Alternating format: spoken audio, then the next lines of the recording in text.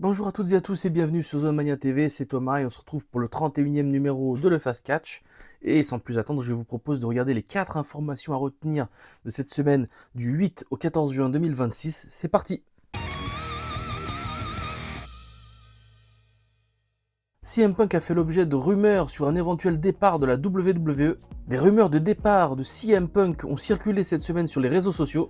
Le natif de Chicago a vu apparaître cette semaine sur les réseaux sociaux une rumeur dans laquelle il était en colère contre WWE et aurait voulu partir. Ces rumeurs sont apparues suite au retrait de sa femme, la superstar WWE AJ Lee, ce qui aurait favorisé la propagation de ces rumeurs. L'affaire a fait une telle ampleur que les médias catch américains s'en sont emparés, notamment Fightful, qui a essayé de contacter ses sources à la WWE. D'après les sources de Fightful, les rumeurs sur CM Punk seraient totalement fausses et le natif de Chicago serait heureux à la WWE. Qui garde le conditionnel, CM Punk serait potentiellement prévu pour le WWE Raw du 6 juillet prochain à Chicago. L'amplitude de ces rumeurs a poussé le média Fightful à poser la question sur CM Punk à des membres de l'AEW. L'amplitude de ces rumeurs a poussé le média de catch américain Fightful Wrestling à poser la question sur CM Punk du côté de l'AEW et d'après cette information citée par Cultaholic Wrestling sur le réseau social X, les membres de l'AEW auraient affirmé ne jamais dire jamais quant à un éventuel retour de CM Punk. CM Punk semble donc en bon terme avec WWE et surtout il semble se reposer après avoir réalisé un très gros match face à Roman Reigns lors de WrestleMania en avril dernier. Le procès sur la fusion WWE-TKO annulé contre toute attente. Le procès initié par les actionnaires WWE à propos de la fusion entre WWE et TKO qui aurait visé d'après eux le retour de Vincent Kennedy McMahon a été annulé en fin de semaine, une journée avant le début du procès.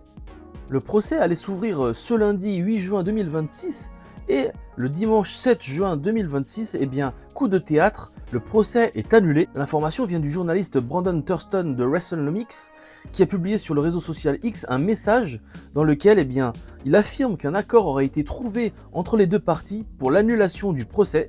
Le Wrestling Observer ou encore Fightful Wrestling ont tous relayé les informations dans les heures qui ont suivi et surtout en titrant qu'un accord de principe avait été trouvé. Il n'y aura donc pas de procès électrique du côté de WWE cet été et tout semble donc être revenu dans l'ordre à Stanford. Les audiences de WWE Raw toujours en berne suite à Clash in Italy. Cette semaine, les chiffres des audiences du WWE Raw diffusé après le PLE Clash in Italy sont tombés et cela semble plutôt moyen.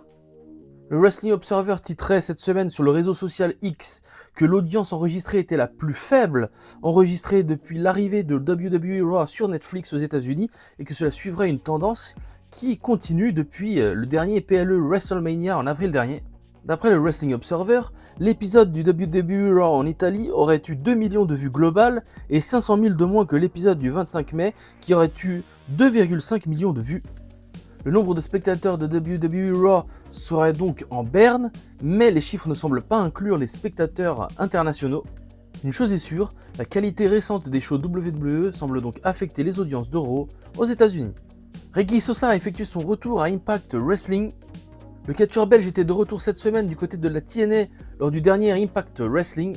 En début de semaine, la TNA avait annoncé la présence de la superstar du catch indie francophone Ricky Sosa lors d'un meet and greet les samedis et dimanches qui viennent de se terminer, sans toutefois annoncer sa présence lors des shows. Ricky Sosa était absent des rings du côté de la TNA depuis le 9 avril dernier lors d'un épisode de Impact. Le catcheur belge a donc effectué son retour surprise durant le match pour le titre mondial de la TNA qui opposait Mike Santana à Eric Young et en intervenant contre ce dernier lui coûtant le match. La sensation du catch indie francophone semble donc bel et bien de retour à la TNA et il faudra donc suivre les prochains épisodes de TNA Impact pour connaître la suite de son histoire.